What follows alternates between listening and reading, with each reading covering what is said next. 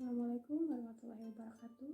Perkenalkan, nama saya Rizka Padilasari dari kelas 1E Prodi PGSD dengan NIM 2005795. Di sini kita akan belajar bersama-sama mengenai materi tentang konsep dasar bahasa Indonesia, yaitu keterampilan berbahasa. Materi diperoleh dari perkuliahan dengan mata kuliah konsep dasar bahasa Indonesia yang diambil oleh Dr. Seni Aprilia MPD. Keterampilan berbahasa. Menurut KBBI atau Kamus Besar Bahasa Indonesia, bahasa adalah sistem lambang bunyi yang arbitrer yang digunakan oleh anggota suatu masyarakat untuk bekerja sama, berinteraksi, dan mengidentifikasi diri. Dalam keterampilan berbahasa, ada 4 aspek yang wajib kita ketahui, di antaranya yaitu: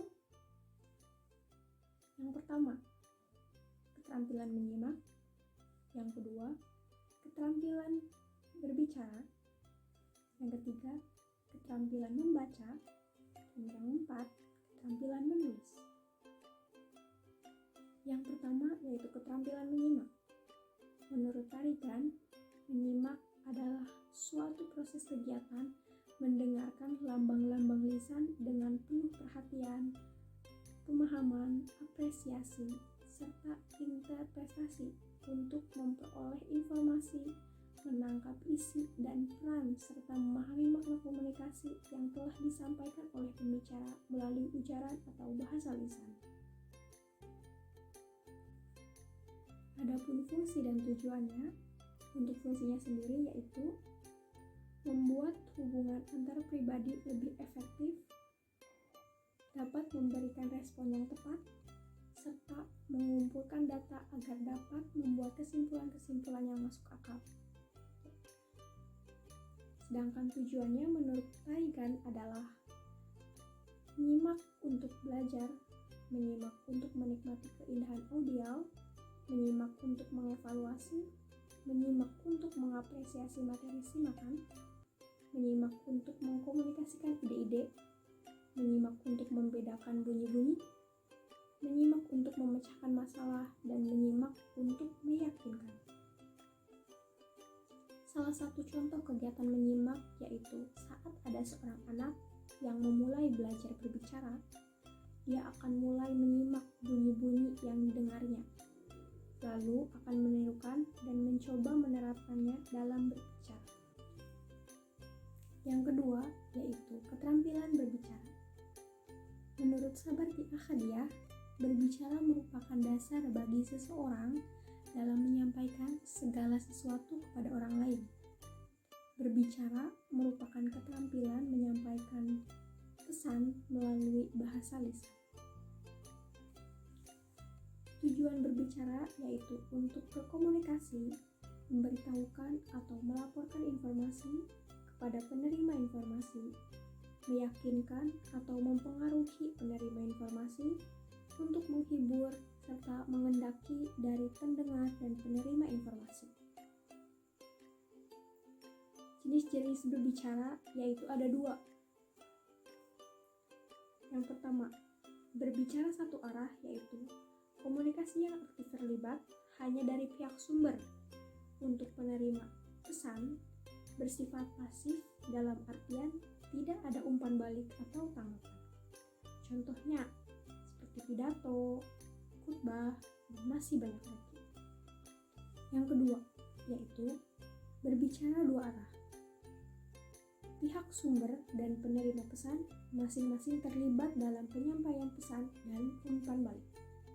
Contohnya diskusi, debat, seminar, dan lain-lain. Yang ketiga yaitu keterampilan membaca. Membaca adalah proses yang dilakukan serta dipergunakan oleh pembaca untuk memperoleh pesan yang hendak disampaikan oleh penulis melalui media kata-kata bahasa tulis. Tujuan membaca yaitu memperoleh pemahaman, mendapatkan informasi, mengisi waktu luang, mampu memberikan penilaian kritis terhadap karya tulis orang lain, dan memperoleh kenikmatan emosi. Jenis-jenis membaca ada 11, yaitu yang pertama, membaca nyaring. Yang kedua, membaca dalam hati. Yang ketiga, membaca ekstensif atau sekilas. Yang keempat, membaca intensif atau cermat. Yang kelima, membaca teliti. Yang keenam, membaca pemahaman. Yang ketujuh, membaca kritis. Yang kedelapan, membaca ide. Yang kesembilan, membaca bahasa asing. Yang ke-10, membaca sastra. 11, membaca literal, kritis, dan kreatif. Yang keempat, keterampilan menulis.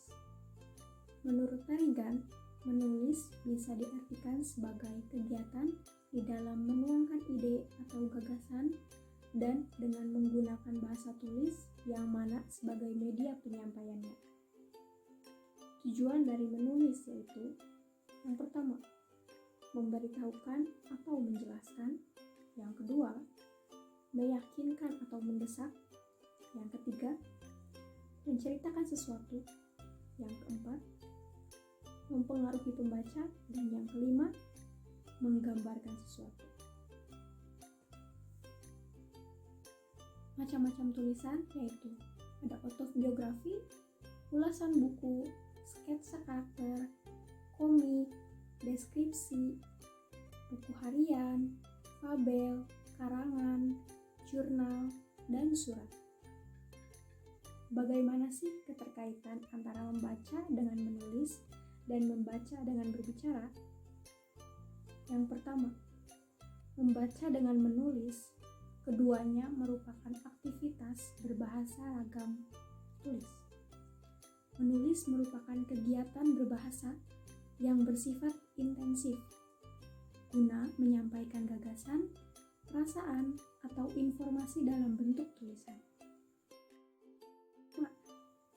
Dan membaca guna memahami gagasan, perasaan, atau informasi yang disajikan dalam bentuk tulisan. Yang kedua, yaitu menulis dengan berbicara. Kegiatan menulis guna mendukung kegiatan berbicara. Baik berbicara maupun menulis merupakan kegiatan yang bersifat produktif. Berbicara merupakan kegiatan berbahasa ragam lisan dan bersifat langsung. Sedangkan menulis merupakan kegiatan berbahasa ragam tulis dan bersifat tak langsung. Semua aspek ini saling berkaitan. Apabila salah satu aspek meningkat, maka keterampilan berbahasa pun akan meningkat pula. Demikian penjelasan dari saya. Kurang lebihnya mohon maaf. Wabillahi taufiq wal hidayah. Wassalamualaikum warahmatullahi wabarakatuh.